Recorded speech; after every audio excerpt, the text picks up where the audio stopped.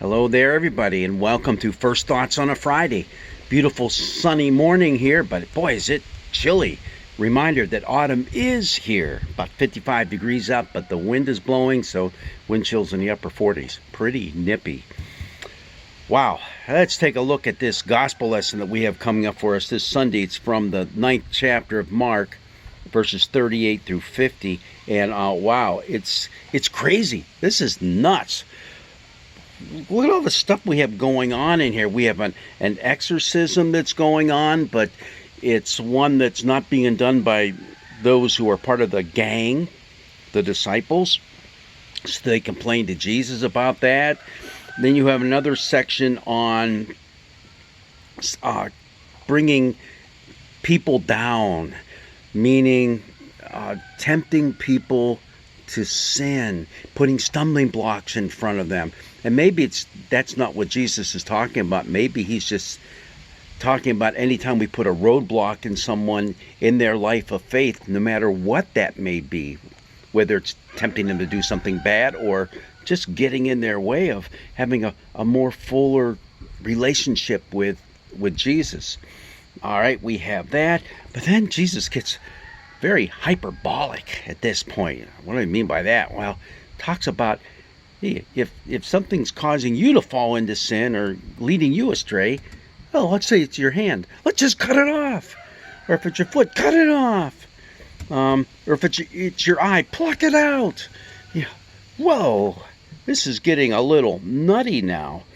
But at the very end, he starts talking about hell, and then he talks about being salted with fire. Okay, what's all this about? Let's go back to that exorcism. Just briefly, there was somebody evidently casting out demons in Jesus' name, and the disciples. Actually, it's John that brings it up.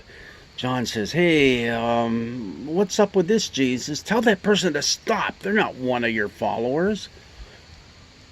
I think Jesus, probably in the back of his mind, is saying, how do you know he's not? Yeah, he may not be one of the 12 that I chose, you guys, but hey, there's a lot of people who believe in me and they're following my teachings, so hey, if they're not part of our gang, that doesn't mean they're not part of my gang. So just pay attention there, people. All right, but Jesus does have a weird saying in there, and it's one that makes us scratch our heads a little bit. What does giving a cup of cold water to you, one of the disciples, what does that have to do with making that person that gives the cup of cold water one of the gang? Okay, that's something to explore. How about having a millstone put around your neck because you cause someone to stumble? Because it's better to be drinking water with the fish than to be hanging around on this earth. Well, Jesus, that's pretty harsh. But then from there, he goes right into the whole part of if there are things that are causing you to stumble personally, you to sin, cut those things off. Like if it's your hand, if it's your foot, if it's your eye, well, pluck it out. Yikes. This is pretty tough, harsh stuff. What does Jesus mean by all that? And then I look at it and I wonder, is this one of those Markan sandwiches that we've talked about? We haven't talked about them for a while, but they are all through the Gospel of Mark. And this seems to be one of them. And here's why. Remember last week, Jesus had taken a little child, set that child in the midst of the disciples and said, unless you receive the kingdom as you receive this child, and how do you receive that child? Jesus showed them, gave him a big hug, gave that child a hug. Unless that's how you receive the child, then you haven't received me or the Father. That's how you find out about this kingdom stuff. So you have that image of the little child. Then, so that would be one loaf, one piece of bread. That's the first slice of bread. Then you have the meaty part and the cheese and all that good stuff that goes in there. That's the whole talk about hey, this guy who's casting out demons and is not following us, telling him to stop, and blah, blah, blah. Okay, the exorcism thing. Then the top layer of bread would be this next saying, talking about causing a little one to sin. If you do that, then you should be thrown into the ocean with that millstone tied around your neck. Little one, little child. Could that be a connection there? Could that be the Markan sandwich that we have going on? Could be. Kind of looks that way. Because this is the only time that Mark uses the terminology little ones. Get into Matthew, you see that a couple of times, and it's referring to younger and newer believers. But here, I think it's more tied into little children. So if you cause them to stumble, brother, you better watch out. You're in trouble.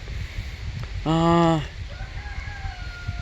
about this talk of hell that then comes up? Meaning, if something is tempting you to sin, get rid of it, because it's better to be in life maimed or disabled in some way than to be cast into, the word is Gehenna, hell. Why is Jesus using the word Gehenna?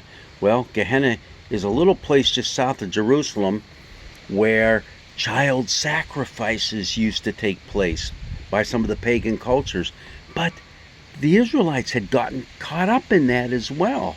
Some of them were doing child sacrifice. We find that written in the prophets. So that became associated with a very bad place to be, a place of punishment by Jesus' time. A place of future punishment, that is. And that's why he goes on to say, hey, this is the place that the fire is never quenched and the worms never die. Wait a minute, if the fire is never quenched, doesn't it mean the worms are being burned up too? Come on. Imagery, folks, imagery. This is not a nice place to be. Is that where you want to be? Then take care of these temptations to sin, all right? You have that going on. But then right smack dab after that, Jesus says, you got to be salted with fire. No, he just got saying fire, it's a bad thing. That's the place of punishment. That's hell. Is that the same image of hell that we have? Or is that from Dante's Inferno? That's something to think about too. But salted with fire? What's it mean to be salted with fire? And right after that he says, have salt in yourselves and be at peace with one another. Wait a minute. I know you and I, if we talk about somebody who's pretty salty, we mean somebody who's kind of rough around the edges, and maybe they tell it like it is and you don't like to hear it, but they just kind of go on like it didn't even bother them one bit, but it's eating you up on the inside. That's that salty person.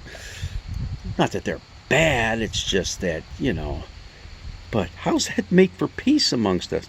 Or do we have it all wrong? Is there a whole different meaning to being salty back in Jesus' day than what it means for us today? Could be one of those cultural differences that we have going on here. So let's keep that in mind as well. All in all, this is one crazy text to deal with.